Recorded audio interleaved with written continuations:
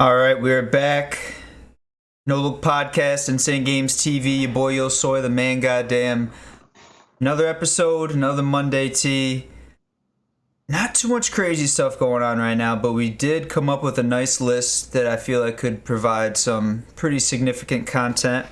The NFL world has been quiet, other than Well, yeah. some news that came out, which, Tyler, I don't know about you, but at first I was kind of skeptical. So there's going to be a movie on Netflix. I forget the name of it, but it's going to be revolving around Coach Sean Payton of the New Orleans Saints.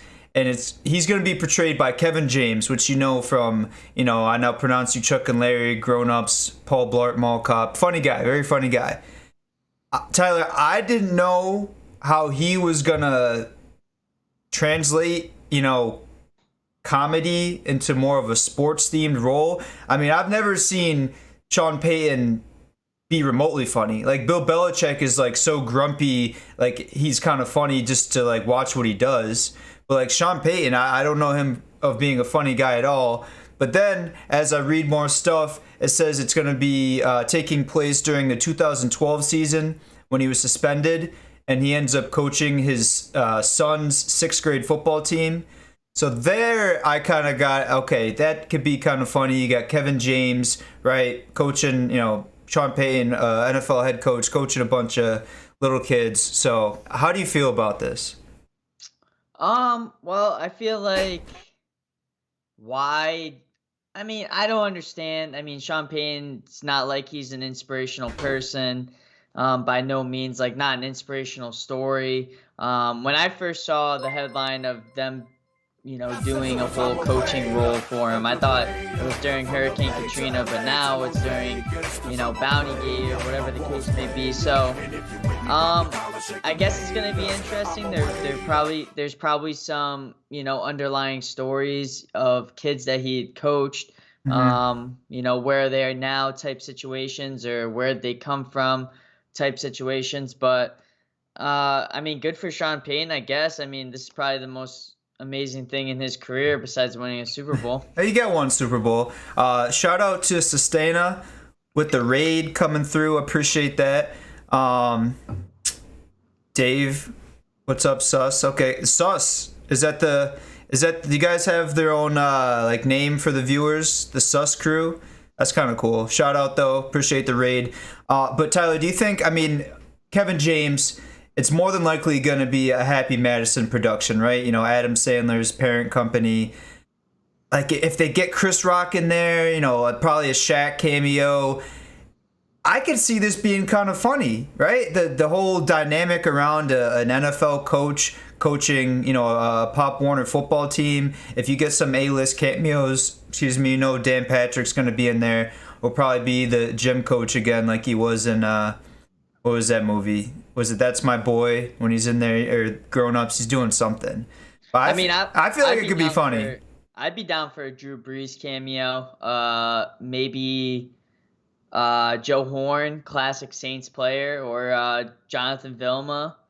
Probably gonna have a lot of old school Saints guys that I can't even think of right now. But that's not even the biggest news in the NFL today. Nope. That's correct, Tyler. You want to kick that off? Or, there's not a lot of details, I guess, around it, but you're talking about Deshaun Watson, right?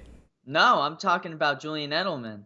Oh, yeah, that too. That just popped up not too long ago. Yeah, I feel like us having the No Look podcast on Mondays, we're always like, there's nothing going on, and then it's always like an hour before we're about to go live, and like something fucking happens.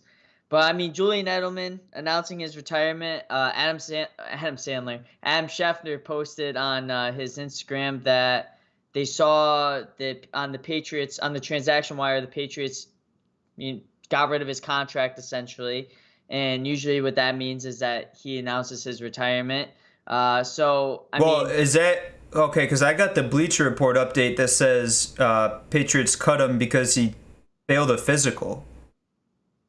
So did he retire after that? Maybe that's developing news, but what I saw last was from Adam Schefter, and he said that The Patriots. Hold on, let me get it. Adam. I mean, this is crediting Schefter, but uh, So it terminated the contract.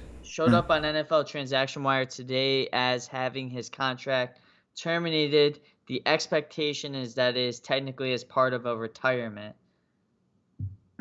Yeah, this. I mean, I'm not seeing anything else about it, but on the the little update I got coming across my phone, it said because he failed a physical.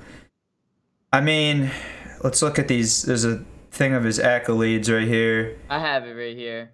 You got the same one, probably, yeah.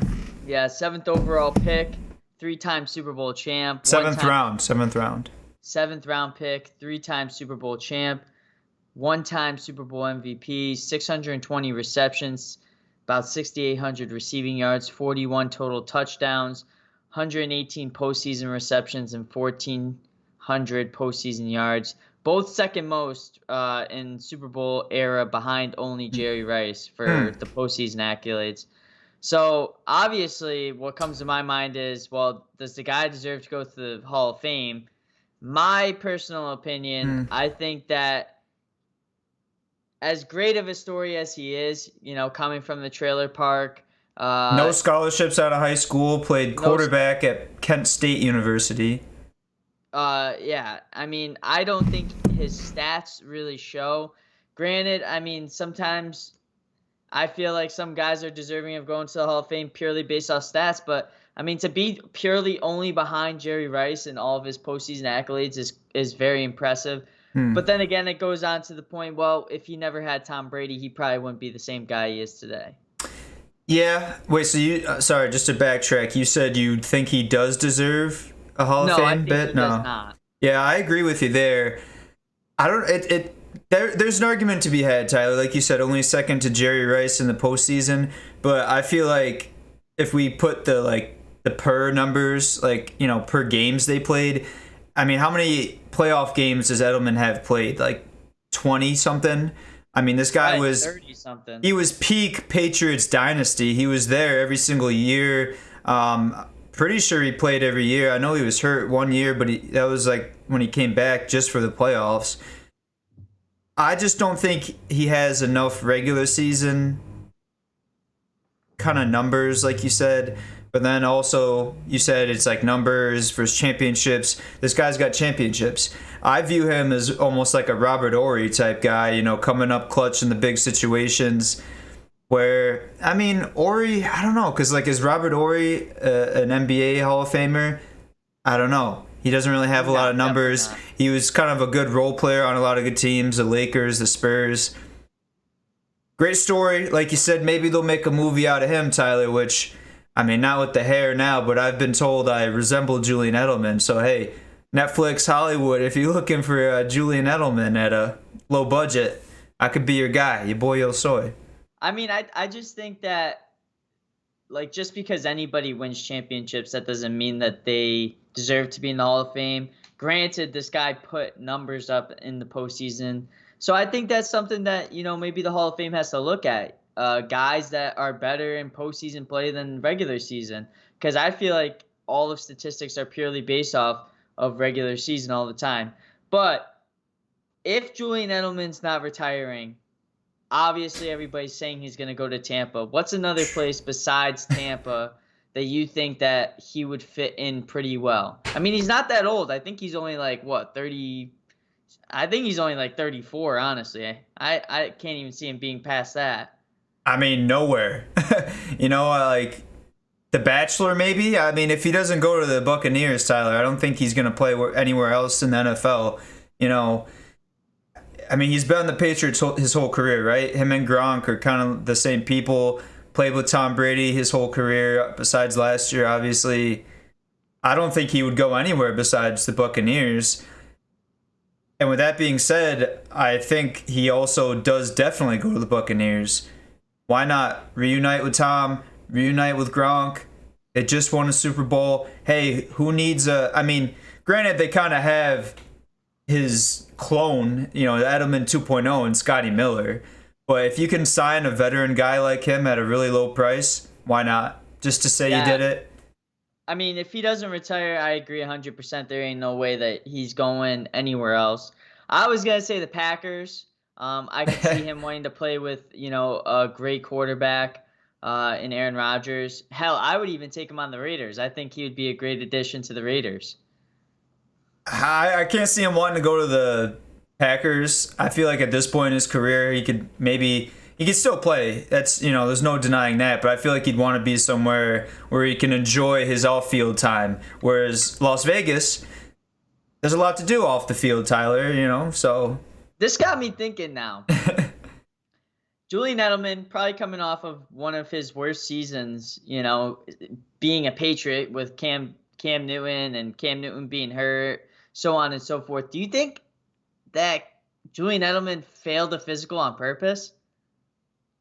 And is now saying, "Wow, I'm retiring." Yeah.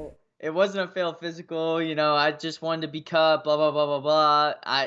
Foxborough forever. Can I see it? Yes. I don't know if he would actually do it, but there's got to be some kind of penalty if this dude comes out in the off season. A waiver claim for him, and then they can sign him to like a veteran minimum or whatever. Yeah, but if say he the physical that he failed and he does the same one for the Bucks and He's gonna be fine. and he has flying colors, there's got to be some kind of penalty enforced. He'll probably be fine, but this is Tom Brady 2.0. He comes out in the Super Bowl, he's walking through Foxborough, everybody's like, "Oh my God, he's coming back to Foxborough." Well, except he didn't. And now you got Julian Edelman saying Foxborough forever. I mean, I just feel like this is too much deja vu right now. Yeah. It makes no sense why Julian Edelman, 35 years old, he's turning this year, still got a lot of football left, still in great football shape. It just makes sense to me. The stars are aligning. He's like, how do I get out of this contract without hurting the Patriots? Oh, fail a physical. That makes a lot of sense, Tyler. You're spitting nothing but facts. You woke up this morning and chose facts. Yeah, I could see it. Of course, right? Tom Brady. It would only make sense. Getting all his guys together. I don't know. That's wild. But hey, they learned from the best in Bill Belichick. Got titty popping out. If you're gonna be stingy, you learn from someone, and they learned from Bill Belichick. Next is gonna come out. Belichick retires, and Bruce Arians fired. What? You get the whole fucking. The Bucks are just the Patriots 2.0. That'd be 2025 is Tom Brady's 48. He's still playing in the NFL. That'd be rich, though. You know what I mean? Just it doesn't matter if it's on the Patriots. These guys just stick together. Oh my God. Anyways, we talking too long about Julian Edelman, Tyler. Frankly, for failing physical, but. Anyways, bigger news. You thought that was bigger news, but Deshaun Watson, everyone's speculating around him. Is he going to even play? He's been quiet. I guess, there was somewhat of a formal trial along with his lawyer, and pretty much he came out and said there were interactions. They were consensual. I feel like things are starting to look up for Deshaun Watson. Now, do you think that teams are still a little skeptical about everything going on? It's looking, like I said, it's looking like he should get off, prove that he's innocent until proven guilty. Do you think this is just too big of a question mark? Obviously with everything that's going on right now, sexual assault allegations, misconduct, things of that nature. The NFL is definitely trying to be at the forefront of the national, sports leagues. This probably stems back to the Ray Rice days. Is he too big of a question mark with his off-field allegations to pursue, or is he still just a superstar and are there things going on behind closed doors that we don't know? Well, I mean, there must be something going on in Houston where your star player is just so unhappy. They just do belligerent things at belligerent times to try and get out, i.e. James Harden. Look at his situation. Going out during a pandemic to strip clubs, to parties, giving little baby $500,000 cash money. I mean, just doing crazy things. Now you got Deshaun Watson right across the street doing the same exact things, getting handies, allegedly, from masseuses, having 24 Jane Does come after him. I mean, that's a lot of people. 24. It is. I mean, you got to think though. There is something wrong with someone. They're just in a state of, I wouldn't say depression, but in a down state where they don't want to be somewhere. I.e., Deshaun Watson. Now he does not want to be in Houston. He hates all of management. He hates the owners. He wants to get out of the situation. He's doing things that he shouldn't be doing. I feel like if you trade Deshaun Watson, get him in even any situation remotely better than Houston, he'll ball out just like James Harden is with the Nets. Do I think it's going to be hard now? A lot of teams probably said, scratch Deshaun Watson off my list. But once he comes out with hopefully not guilty, teams are going to be like, hey, you trading him or what? Yeah. Well, I just think it's interesting, though. I guess because he's a current player, but, what was it? A few months back, everything came out about Peyton Manning, and then that just got immediately swept under the rug. There was, I thought, hard evidence that this actually happened, and everyone was like, oh, what the heck? But, he's still doing his thing, right? He works for ESPN. He's got his little show that he does. Nothing came of that. So I just feel like whether it's the NFL or just the judicial system in general has to keep it consistent, because this seems like almost the exact situation between Deshaun Watson, Peyton Manning, whereas one is getting all the spotlight and the other one was like hot news for a week and then it just never heard of it again.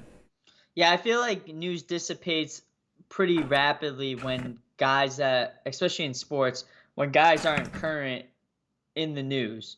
Deshaun Watson, obviously one of the best young quarterbacks, probably, will be the best quarterback in a few years in the NFL. Obviously, this is going to be big headline news where Peyton Manning, isn't in the NFL anymore. He's not in the spotlight. Yeah, he's on TV still, but... Well, look what just happened with another ESPN employee, with Paul Pierce. True. Little bit different scenario. He kind of threw himself under the rug and it out on IG. he said, "Hey, I don't, look what I'm doing. No one can stop me." Whereas, obviously Peyton Manning was an older incident, but yeah, I don't know, older or not. Smoking a cigar and booty cheeks clapping behind me. I think that was a cigar with some wacky tobacco in it, Tyler. It didn't look all that fat as a Cuban. Some devil's lettuce. Yeah. Anyways. Yeah, so, I think Deshaun Watson plays somewhere next year. I think he does well. Well, your pick already got taken in the Panthers. Mine is still technically there. The Saints. Just saying. That's still a tough one because didn't they already sign Jameis and Taysom to, decent contracts? Well, Jameis has somewhat of a deal. Taysom Hill has the weirdest contract in NFL history where I think he only has $4 million guaranteed out of 125. I was gonna say I thought the main number was a pretty big one. Oh, it's huge, but they're pretty much saying if you don't perform for us, you are not making money at all. That is risky on his part to sign because unless probably his lawyers read the fine print, because the Saints could come out and say there's a fine line between playing well and not playing well. They could come out and see whatever he produced, and if it's not up to their standards, just say, oh yeah, that's not good enough for you to get your money. Yeah, true. I'm sure a lot of it's based purely on stats and snaps, how many snaps he's going to produce for the Saints, but I don't know. Deshaun Watson to the Saints is they could. Everybody thinks Jameis Winston's a fucking gold mine, diamond in the rough that hasn't been found. So Houston, they're known for fucking being dumb blokes. They could go after Jameis Winston for Deshaun Watson and a slew of draft picks. I could see it. That would be the worst interaction between NFL teams in the history, man. Just think about this. The worst trade for fucking guys that don't know how to keep their hands to themselves. So you got Jameis Winston groping a Uber driver, groping some crab legs. I was gonna say you're trading crab legs for hand jobs over here in the NFL, man. Golly, I don't know. I don't think he guns up there. But like you said, I thought he was going to the Panthers. That didn't happen, or probably won't happen after the Darnold trade. And more recent sporting events, Tyler. The Masters, right? The biggest golf major of the year. You gotta talk in your Augusta. golf voice. Yes, in my Jim Nance voice, coming to you Hello, live friends. from Augusta National. Hideki Matsuyama is this year's champion. I can't do that the whole time. I think my Yeah, brain's I know. gonna have an aneurysm. But I got the pulled up over here. Didn't shoot that great yesterday, Tyler. Went one over, but it was just enough. 10 under for the whole tournament. I think we were talking about it. How much you said something, right? How much do you win for winning the Masters? Yeah, I was wondering that. I think mean, I feel- ESPN has. I might have to pull this up. I think I saw a TikTok today that said the Masters generates about $30 million, if I'm correct, or 40 million, but they could easily generate 240 million if they got like a TV deal. Mhm. So out of that, money, how much does the winner make? Because you got to think, this is when people see the Masters on the golf schedule, they put a star next to it. It's the biggest event. It's the Super Bowl of golf, essentially. So the purse is 11,500,000. What did Way I up. What did I tell you? Well, Said 3 million. no. But you said what it generates. I'm sure it does, but that definitely doesn't directly correlate to how much money they make because they Well, the got to put Masters- money in their pockets. Well, of course, but the Masters essentially almost breaks even. And it's basically Oh, the yeah. reason why they do that is because of the tradition of the Masters. I mean, they obviously make money in the pro shop and, merchandise and fans tickets and whatnot, but they don't make a lot of money like they could. They Yeah. could easily go out and get a $250 million, CBS contract or ESPN or whatever, but they don't. Yeah. So the purse, like I said, 11,500,000. Tyler, do you remember the That's number? a lot of sake bombs. Yeah. Do you remember the dollar amount I guessed at yesterday when you asked? I think you said like 3 million. Yeah, I said 2 to 3 million. So Hideki ended up winning 2,070,000. Your boy, Will Zalatoris didn't end up Yep. winning, but he still cashed out with a cool 1.2 milli. Spieth got 600,000. So if you made the cut, or no, excuse me. Okay, so, Oh, amateur. Okay, so if you play in the Masters, you're guaranteed $10,000, Tyler. If you made the cut, Adam Scott had the low score of 11 over, which is absolutely egregious. He cashed out at $26,000. I mean, hopefully he's got some endorsements because that might not even pay the hotel and the food at Augusta caddy, National. Yeah. I mean, they say, yeah, golf definitely. I feel like it's kind of like. No, I was gonna say that, which is actually the opposite. I was gonna say it's like boxing, where the endorsements are more money, but boxing you definitely get paid out through the pay-per-view. I'd say like basketball, right? Like LeBron, Like all these NASCAR. guys, NASCAR. It's like pretty much all through endorsements. I mean, you see Ricky Fowler, who didn't even qualify for the Masters, by the way. News to me until, I was looking at the scoreboard. And I always look for where's Ricky. Just been a little fan of Ricky over the few years. Thought he had some nice swag and likes My riding boy- dirt bikes. Either, so Who's that? DJ. Yeah, that. Well, no, Ricky didn't even make the tournament. Oh shit! Did he miss the bus or something? Yeah, he didn't even qualify for the whole event. Wow. Yeah, but yeah, I feel like just definitely a lot of money is made in ad revenue, stuff of that nature. Which Hideki Matsuyama, he's gonna have a lot of companies calling his agent's phone to try to put their logo on his head or golf polo. Yeah, Sony for sure, 100%.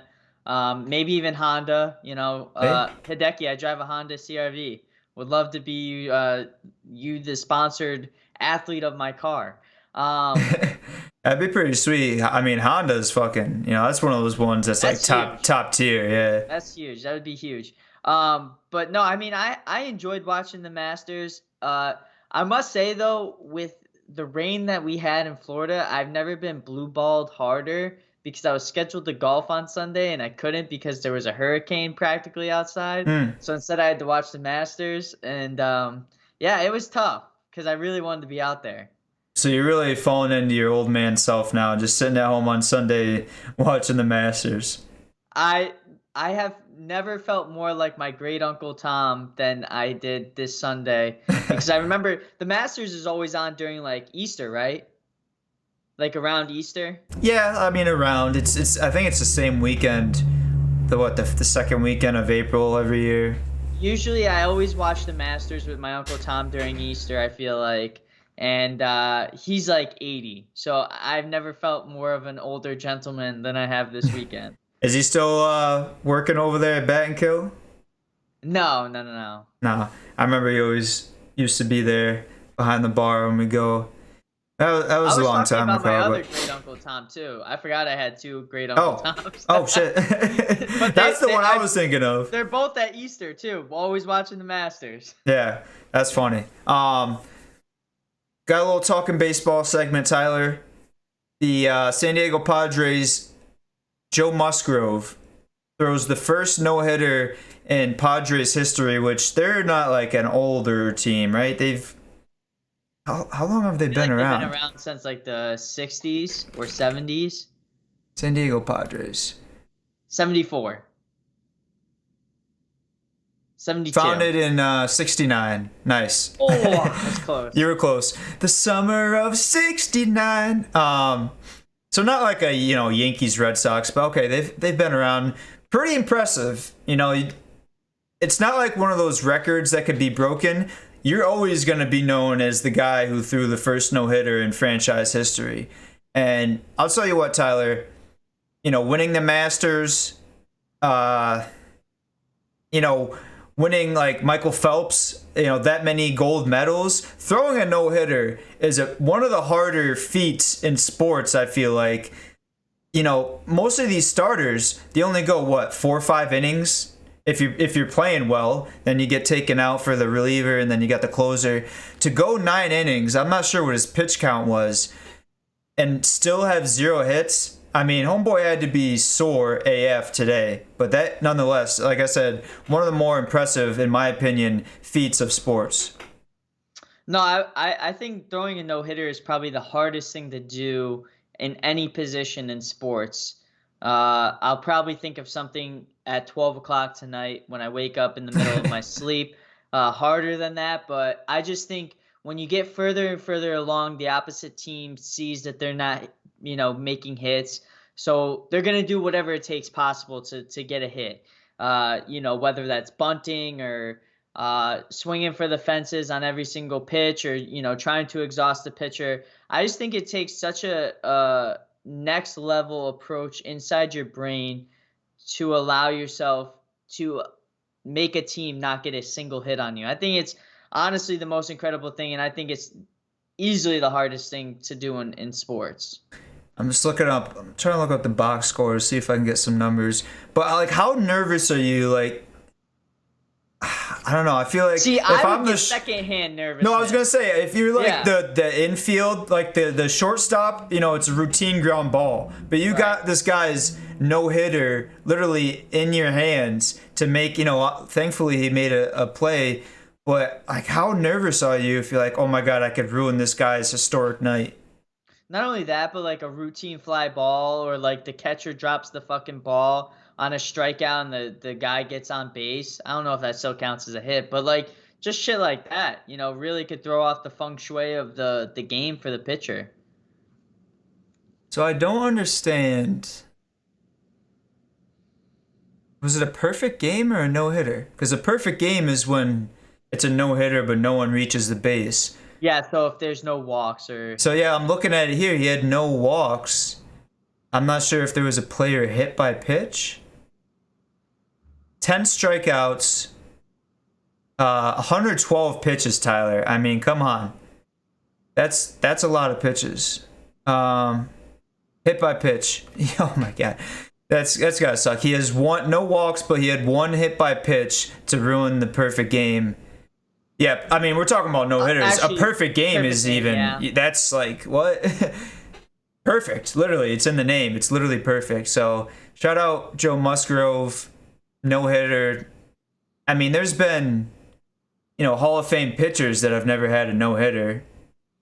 So, it's definitely not an easy task. That have had no-hitters. So. Yeah.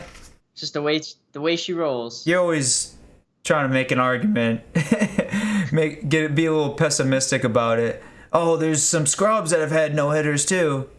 Well, I mean, you always see like stats. It's like, oh, this guy back in 1972 had the most 3-pointers in a third quarter. It's like, okay, and where is he now?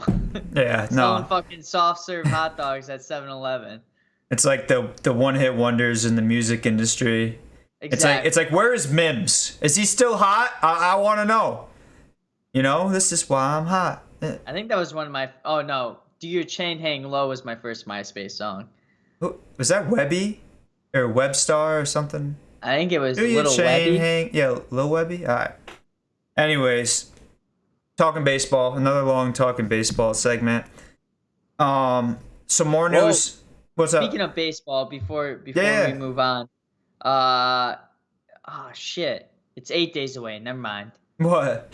MLB The Show comes out. Oh yeah. Just gonna talk about streaming it a little bit, but I mean we have a whole nother week until it comes out. Why? Okay, my beef is why are you releasing it on a Tuesday? That makes zero sense. Well, yeah. I don't know if it's an anniversary, but it's on 420. I'm not sure if there's some strategic marketing behind that. Probably. You know, everyone's just gonna be high as hell going out, buying MLB The Show. You know, calling off work the next day, being potato headed. I mean, my other beef is usually games that are for sports come out prior to the season starting, and yet we're like gonna be 4 weeks in by the time this game comes out. Yeah, I don't think. I mean, because how long has it been since the last show? Like 10 years? What? They come out with one every year. Oh, is this just the first one that's on Xbox? Yes. Okay. So I've obviously, clearly, I don't know. And I have not really played it before. Is this still like a Madden where you can play like Red Sox versus Yankees? Like a head to head? The biggest thing is on the game is like you go through the system. Like you start in I was going to say, AA. I thought it was like a My Player thing. Essentially, but I mean, you could still do franchise and online play head to head. Because I was talking to like Brian or someone earlier, and I was just thinking, dude, having like home run derby streams and stuff like that, which I don't, is that a thing? I mean, you can make it a thing. Well, no, like there's a home run derby feature. on there. Yeah. And you bet your goddamn ass I'm picking Aaron Judge. I mean, him or Giancarlo or Mike Trout. There's a few up there, but yeah, Judge is probably at the Gary forefront. Sanchez. Yeah, anyone for the Yankees, you can pretty much pick for a home run derby. Can they feel the ball? I don't know, but they'll hit it out of the park. So yeah, I'm excited for that too. Did you pre-order it? No, I don't pre-order games. I'll definitely buy it 100%. Well, the price is no different, but you can download it. Sooner? Yeah, like if you pre-order it, like I said, it's not any more money. You can download it instantly, and then when it comes out at midnight, you can start playing it.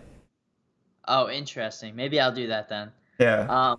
No, I mean, I just know for a fact MLB The Show is a game that I binge for a long ass time until I obviously get into the show. So looks like Tyler's Warzone career is coming to an end. RPG God is no more. My Warzone career was already at an end before it even started. Yeah, I don't know. Warzone, we're not going to get into that right now, but so the only other thing that I really want to talk about, Tyler, obviously big news for MMA fans, McGregor Poirier trilogy was confirmed, a few weeks ago, a month ago. Now, let me pull it up. I'm not going to pull it up on stream because you never know with Twitter, but did you see these tweets, by the way, after I mentioned it to you? Yeah. All right. Yeah. So there was some sort of back and forth going on Twitter between Conor McGregor, aka Notorious MMA, and Dustin Poirier. I tried reading the thread. It was like there was some charity agreement involved. It was in their last fight, yeah. And so someone didn't pay like $500,000. So essentially, what happened is McGregor made a prediction that he was going to knock someone out, so on and so forth. I don't know if it was Poirier or whatnot, but he said Poirier replied back and said, "Oh, that's a nice prediction," almost like predicting you not paying, the charity that you said you were going to pay. So I guess Conor McGregor was supposed to pay 500,000 towards Dustin Poirier's uh, charity that is in his hometown of Lafayette, Louisiana, that helps special needs kids, helps kids that are in need, a place to go to learn how to fight, a place to go to get away from at home, whatever the case may be.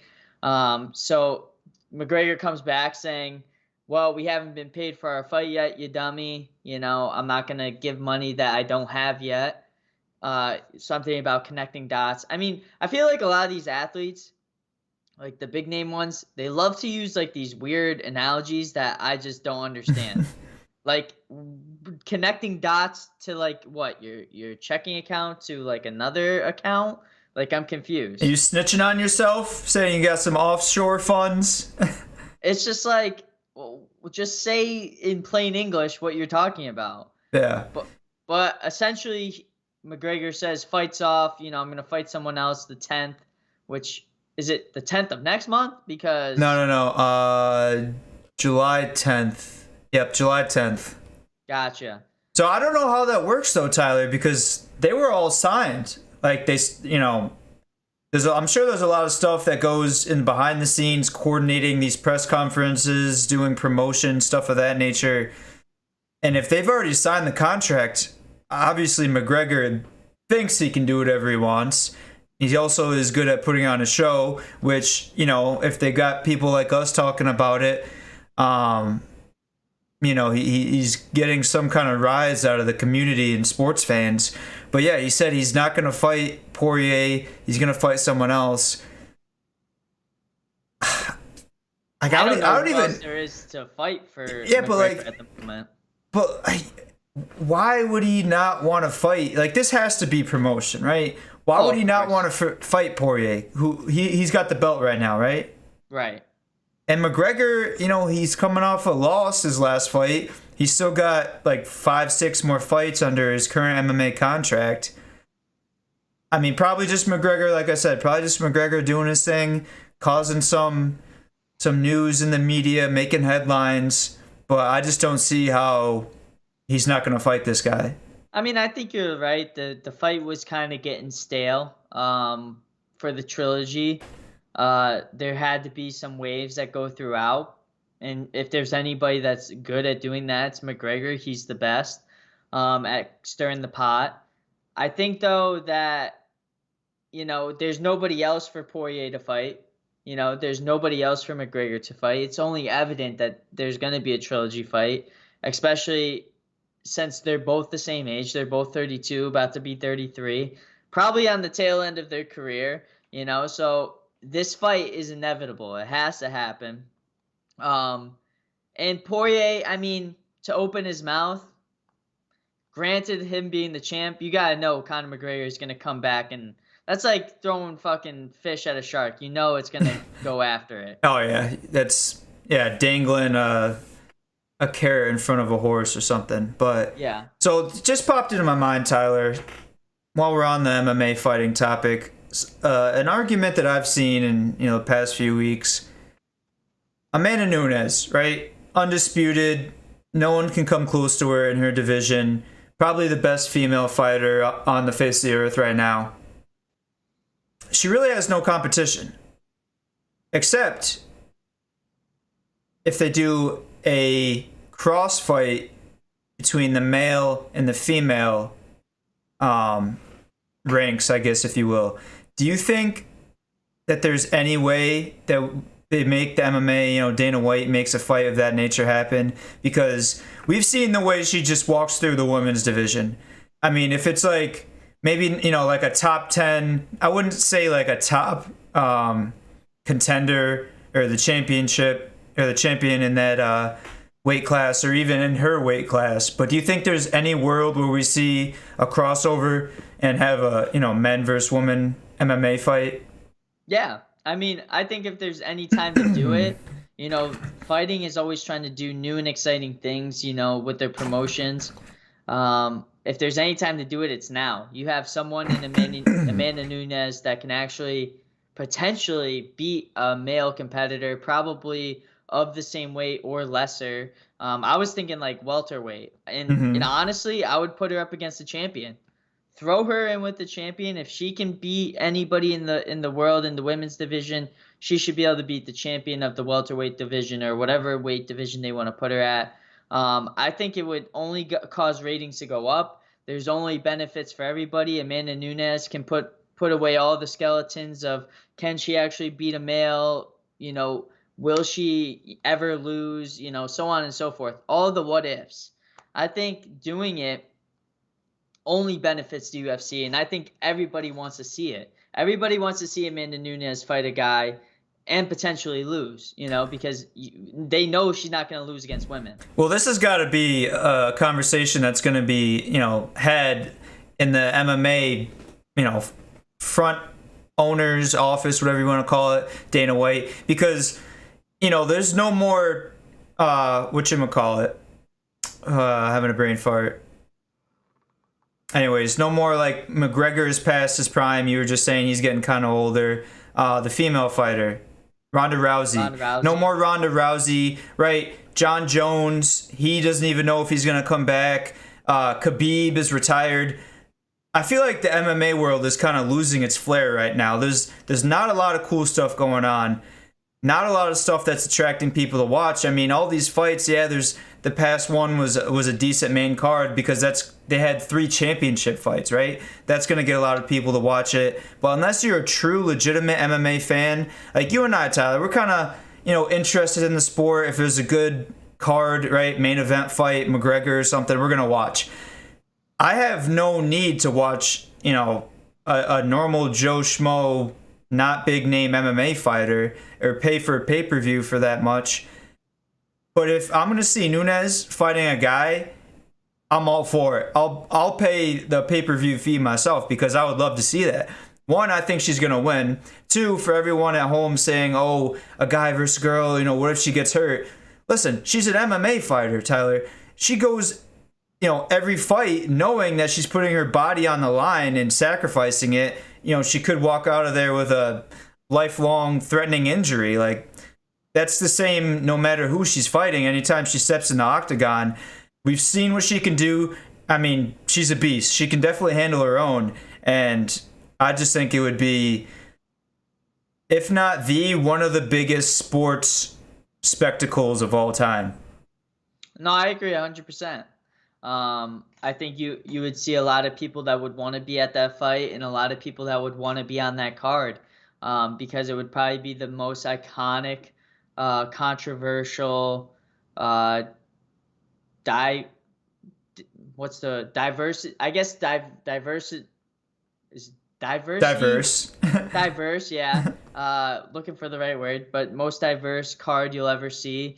Man versus woman. Shit. I mean, just thinking about it, makes me excited just to want to see. So I think if you're Dana White and you have the opportunity to do it, you pull the trigger 100% of the time. Now, who you have to go up against her, obviously you don't want to kill the person. You don't want to kill Amanda. You want to put someone that's, similar structure.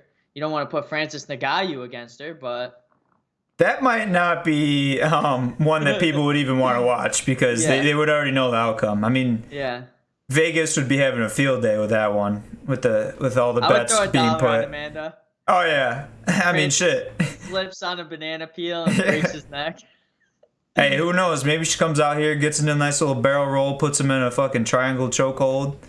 Crazier shit has happened, but yeah, most likely that one's not going her way. But no, if it was something that people legitimately felt could be a fair fight, I mean, that would only just attract, not only the strict MMA fans, but the fair weather fans like you and I, people that don't even watch sports, just hearing about the promotion. This would be the biggest crossover between male and female sports. Since Christina Aguilera and NSYNC back in the Super Bowl. Yeah, right. I mean, you got Tyler. You got a female kicker in college football hitting an extra point, and it's like the biggest news ever.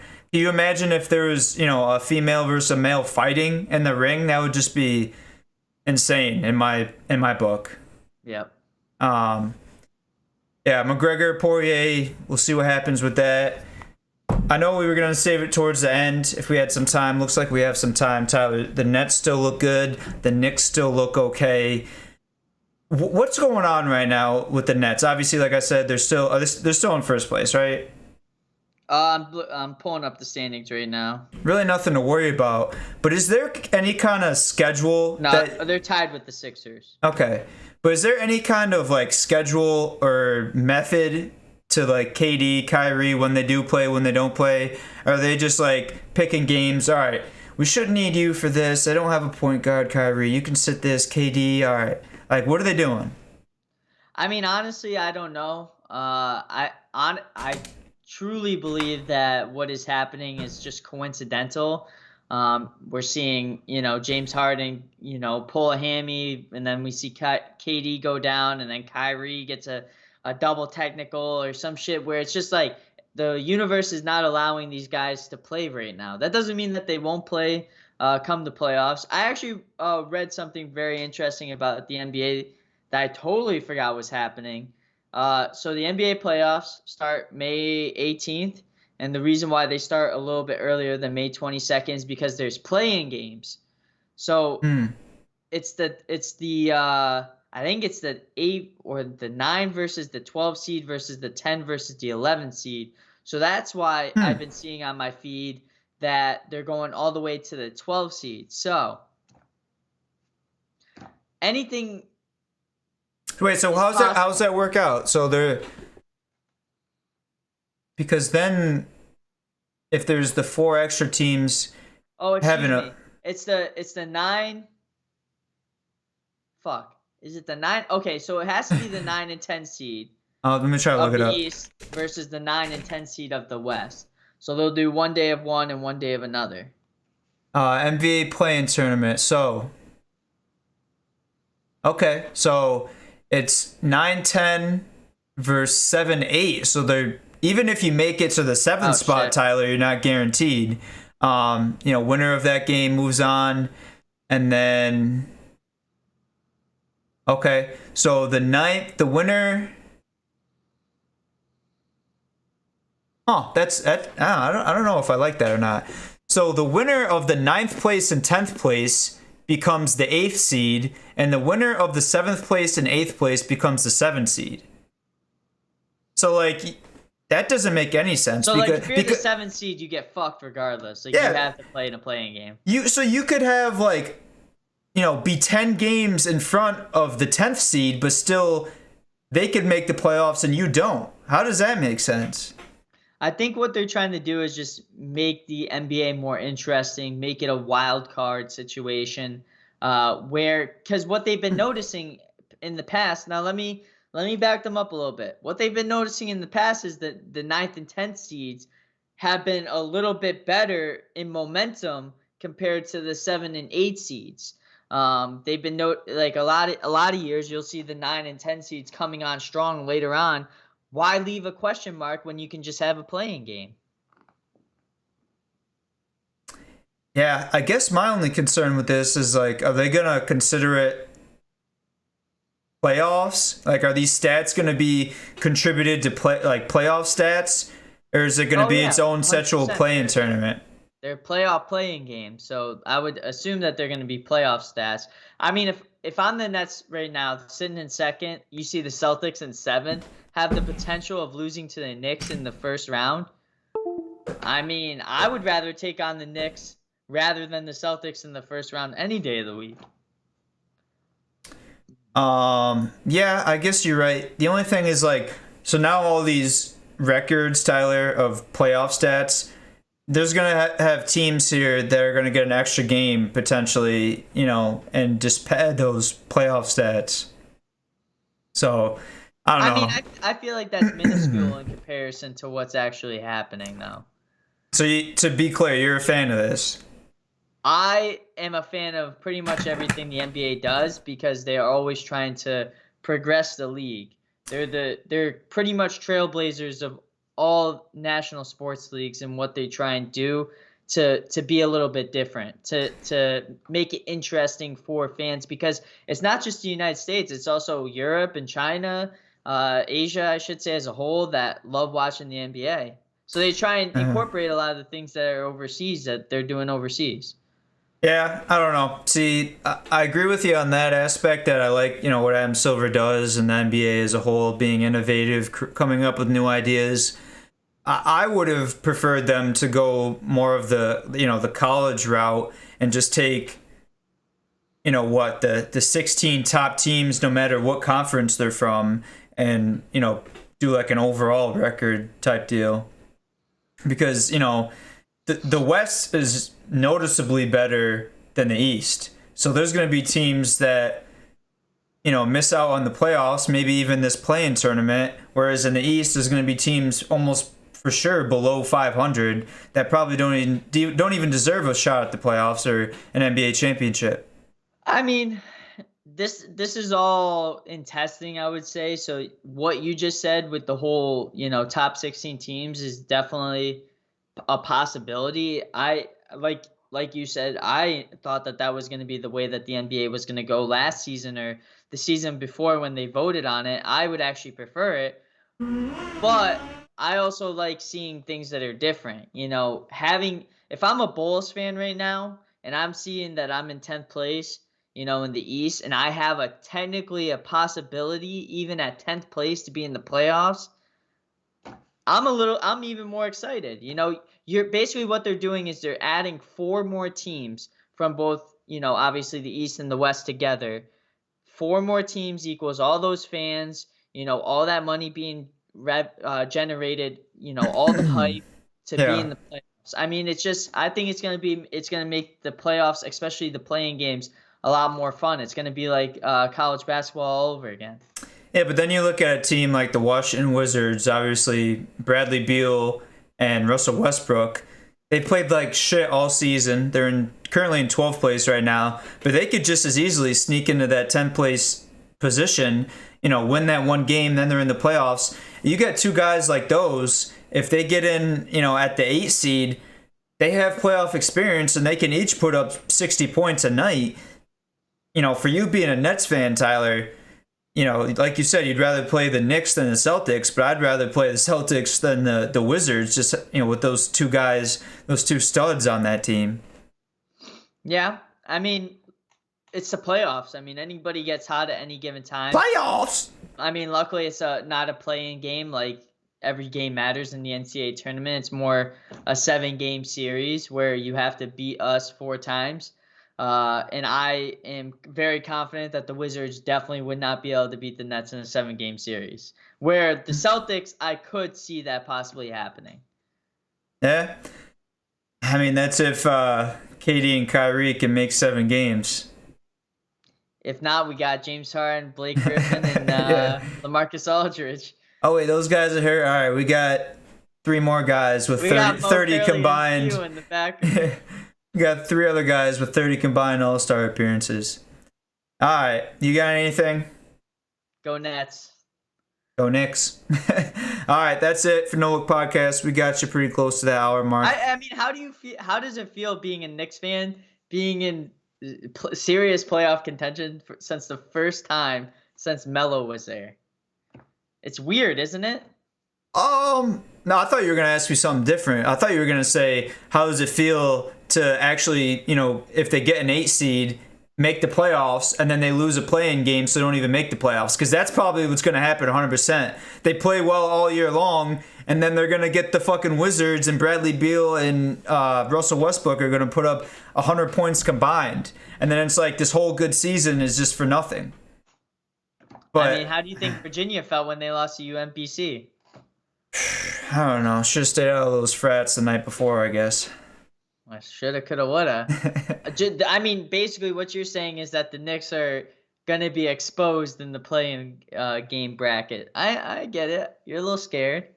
I mean, I'm not a diehard Knicks fan. I kind of loosely root for them, but I can see that happening 100% because it's the Knicks. Just like the Jets do stupid stuff in football, the Knicks, even though they're doing well, playing well, probably would have made the playoffs, are going to lose in this stupid play-in tournament. I don't know. I digress. You see where a 1 seed stands versus an 8 seed.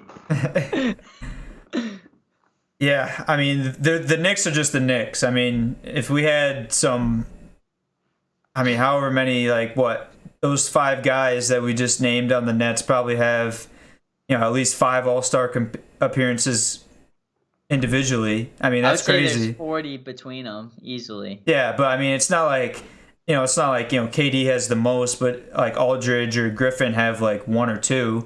I'd say they each have 5. Which is around there, yeah. Which is like 0.002% of the people that ever play in the NBA, and they got 5 of them on their team right now. Don't forget DeAndre Jordan. He's no slouch either. Who could forget him? They got Lob City. They got fucking OKC Prime. They got LaMarcus Aldridge. Jesus. He's just random LaMarcus Aldridge. LaMarcus Aldridge. At least he's worth being mentioned, Well, technically, you didn't mention Kyrie, and Kyrie. Yeah. LeBron's old protege. Sure. All right. You got anything? Go Nets. This fucking guy. All right.